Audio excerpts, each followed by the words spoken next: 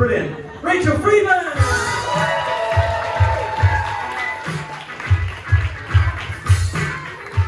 Everyone say, hi, Rachel! Hi, Rachel! Right, guys, my grandma lived to be 101.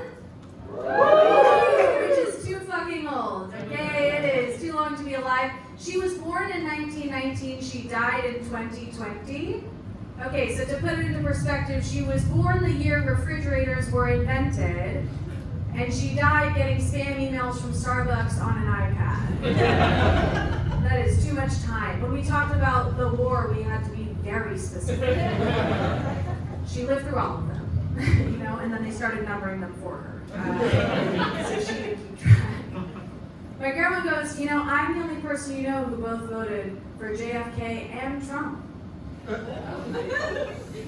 I said, no one likes that about you. Both sides are actually very angry. It's the first time we can say someone switched teams in a non-life affirming way.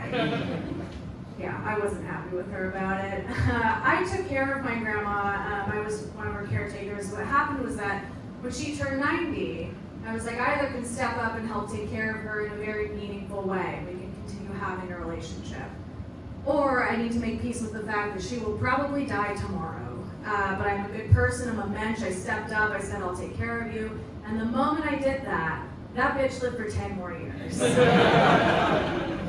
I got by my own grandma. That's how it was. It was hard to take care of her because she loved to complain. And so do I, a judgment in the family. But she would say things to me like, Rachel, I'm going blind, I can't see anything anymore, I'm going blind. And in the same breath, she'd say, you lost weight in your bag, I can tell. Pick a lane, bitch. What's it gonna be? Taking care of my grandma was hard because it's like warped my sense of health. You know, like when I get myself up off the toilet at 2 in the morning, I'm like, still got it. These babies still work. I'm just like twisting off bottle caps for fun. Gotta use that range of motion, folks. My grandma's so old, she was actually one of the first women in America to get a divorce. Yeah, that is a lie. But she's old enough that she could have been. My grandma in the 1950s, she got a divorce, and she would tell me the story, and she'd go, Rachel, it's so important that you connect with your Jewish community, because you never know when someone can help you later in life. And I was like, what does any of that mean? And she'd say, well, one time I got connected with a Jewish lawyer, as if there were no other kinds. And she goes, and he helped me file a divorce for free. And I was like, I need so many more details from you. What's happening here? She goes, well, you know, sometimes we'd get together and we'd go to lunch. And I said, what happened at lunch? She said, sometimes I would let him hold my hand. And I was like, is that 1950s for sex? Because I don't think a little handhold is getting a divorce lawyer through all that paperwork, right? Maybe she was telling the truth. Maybe in the 1950s it was just a handhold. But with inflation today, my grandma fuck, you know what I mean? Apathetic about my grandma fucking. She did, folks, okay? I am here. You know, I am the proof. There's nothing wrong with it. It's so interesting to me when people post photos of their grandparents when they pass, but they have to post them when they're young, and they're like, look at how hot my grandpa was. And it's like, okay, do you want to fuck him or what? I don't need to see him young to know he was real, you know? It's just interesting. Being hot does run in my family. I do have a hot mom. Anyone else have low self-esteem? It's fine having a hot mom until people try to hit on the both of us, you know? They'll do something like, oh, what's happening here? Are you guys sisters? Yeah, and it's like, you don't need to nag me to get to her. Just go for it. I already want to die. You guys share the look. Are you sisters? No. What is it? Does that happen to you ever? Does men just make you cringe? Yeah, it's not good. It's not good out there.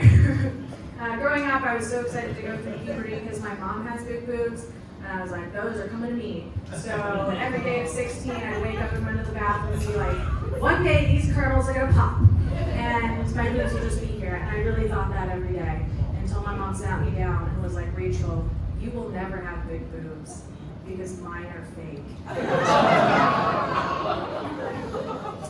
And I cried. I cried about it last night. Just really upset. And at the time, my mom was like, honey, don't be upset. You know we can always buy you some. And I thought about it, and I was like, if I wait one more year, will I get dad's boobs instead? Are they coming from his side of the family? Didn't know how boobs work. I'm just going to leave you with a couple more stories about my grandma. I think like in movies and TV shows when we see people pass away, we're told that you get like really special, tender moments with them. And sometimes you do. Like when my grandpa passed, one of the last things he said to me was, save half of every paycheck. And I said, probably not. But that is great advice. One of the last things my grandma said to me was I helped to get her to the bathroom. And while we're in there, she goes, Rachel, my caretaker's stupid. I was like, that is not nice. She's trying really hard. And my grandma said, no, she's not. She's stupid. And I can't believe she helped keep me alive for this long. And then I put my grandma back to bed, and she died 2 days later. Okay? That was the last thing my grandma said to me.